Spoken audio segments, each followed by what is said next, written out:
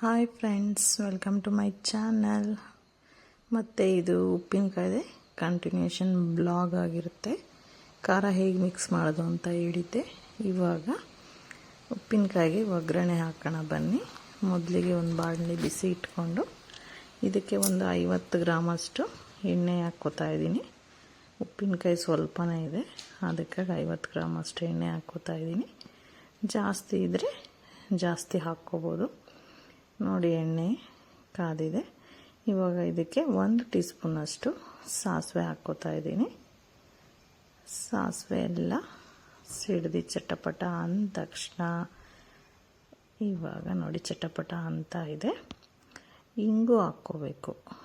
ನೋಡಿ, ಪುಡಿ ಇಂಗು ಇದ್ದರೆ ಪುಡಿನೇ ನಡೆಯುತ್ತೆ, ಇಲ್ಲ ಗಡ್ಡೆ ಹಿಂಗಿದ್ರೆ ಸ್ವಲ್ಪ ಪುಡಿ ಮಾಡಿ ಹಾಕ್ಕೋಬೇಕು. ಜಾಸ್ತಿ ಹಾಕ್ಕೋಬಾರ್ದು, ಒಂದು ಸ್ವಲ್ಪ ಹಾಕ್ಕೊಳ್ಳಿ. ನೋಡಿ, ಸ್ವಲ್ಪ ಹೊತ್ತು ಇದನ್ನು ತಣ್ಣಗಾಗ್ಲಿಕ್ಕೆ ಬಿಡಬೇಕು ಎಣ್ಣೆನ. ಸ್ವಲ್ಪ ಹೊತ್ತು ಆದಮೇಲೆ ಉಪ್ಪಿನಕಾಯಿಗೆ ಮಿಕ್ಸ್ ಮಾಡೋಣ. ಗಮ್ ಅಂತಿದೆ, ತುಂಬ ಚೆನ್ನಾಗಿರುತ್ತೆ. ಸ್ವಲ್ಪ ಲೇಟ್ ಆಗೋಯಿತು ನಾನು ಒಗ್ಗರಣೆ ಎಲ್ಲ ಹಾಕಲಿಕ್ಕೆ. ಹಾಗಲಕಾಯಿ ಮತ್ತು ನಿಂಬೆಹಣ್ಣು ಎರಡೂ ಚೆನ್ನಾಗಿ ನೆಂದಿದೆ. ಹಾಗಲಕಾಯಿ ಅಂತೂ ಕಾಯಿ ಇಲ್ಲ, ತುಂಬ ಗಂಜಿ ಥರ ಆಗಿಬಿಟ್ಟಿದೆ ಲೇಟ್ ಆಗಿದ್ದಕ್ಕೆ. ನೋಡಿ, ಈ ರೀತಿ ನೀಟಾಗಿ ಮಿಕ್ಸ್ ಮಾಡ್ಕೊಳ್ಳಿ. ಚೆನ್ನಾಗಿ ಮಿಕ್ಸ್ ಆಯಿತು. ಎಣ್ಣೆ ಎಲ್ಲ ಉಪ್ಪಿನಕಾಯಿಗೆ ಮಿಕ್ಸ್ ಆದಮೇಲೆ ಇದನ್ನೆಲ್ಲ ಒಂದು ಕಂಟೈನರ್ಗೆ ಹಾಕ್ಕೊಳ್ಳೋಣ. ಗಾಜಿನಿದ್ರೆ ಗಾಜಿನ ಕಂಟೈನರ್ಗೆ ಹಾಕ್ಕೊಳ್ಳಿ, ಯಾವುದಕ್ಕೆ ಬೇಕಾದರೂ ಹಾಕ್ಕೋಬೋದು. ಆಮೇಲೆ ನೋಡಿ, ಇಲ್ಲಿ ಲಾಸ್ಟಲ್ಲಿ ಸ್ವಲ್ಪ ಗೊಜ್ಜುಳಿದಿದೆ.